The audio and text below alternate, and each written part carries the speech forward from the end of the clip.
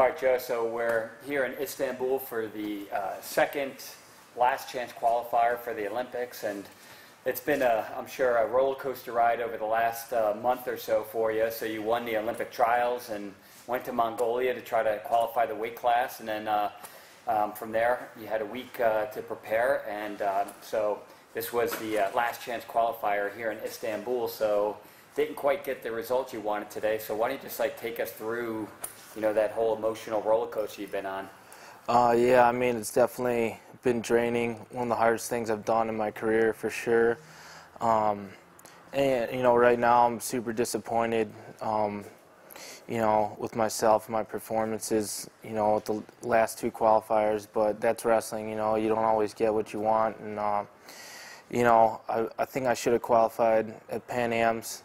Next time I get this opportunity, hopefully again, for Tokyo, I got to get it done, at Worlds or at Pan Am, so I don't have to come here, because, this was totally a grind, and there was tons of hammers here, and, it was a really tough road, but, I got a great draw, and, I think in both tournaments I had guys that I beat. I lost to in both of these. In Mongolia, I lost to the Swedish guy I beat, and then here I lost the Honduras guy that I've beaten before, and it's just really, really frustrating. And having said that, it was amazing to see Jesse qualify, and as a team we didn't come out here for nothing. We didn't leave empty-handed, and Jesse had one heck of a tournament, and Rayvon did in Mongolia, and so I'm super proud of him, and to leave, on a positive note.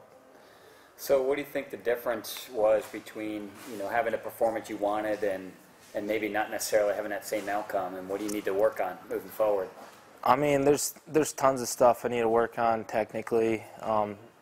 There's a huge list of technical things I need to work on, and, mentally, I'm usually pretty good mentally. I think this whole qualifying thing was a lot of pressure, and trying to keep it together was really tough, and, I did the best I could, but I could grow mentally for sure. And, this is my first time in this situation, so handling stuff like this, and, maybe next time I can get to do this again, it'll be easier, and mentally I can, I know what I'm getting myself into, and, yeah, so definitely get stronger, faster. Technically there's tons of stuff to work on, and I plan on doing that, parterre defense, underhooks on my feet. And you're definitely kind of in between weight classes, so how much do you think that affects you or plays into, the outcomes and everything?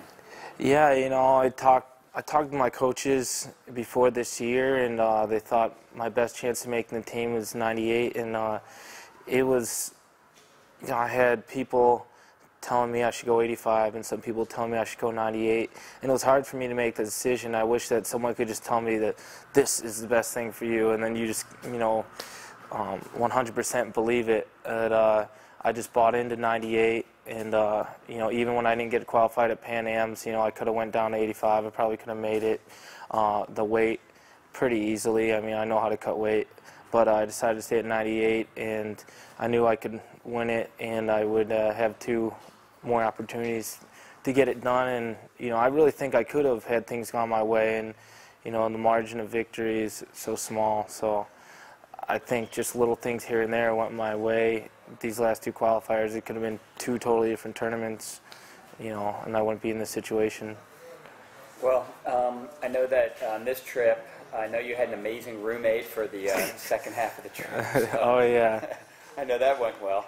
No, but Joe, maybe you didn't get the outcome, but you're an amazing person. You're definitely just got a lot of integrity. It's a pleasure being around you, and I just look forward to see what you're going to do in the future. Thank you, and thanks everybody watching at home. Appreciate it.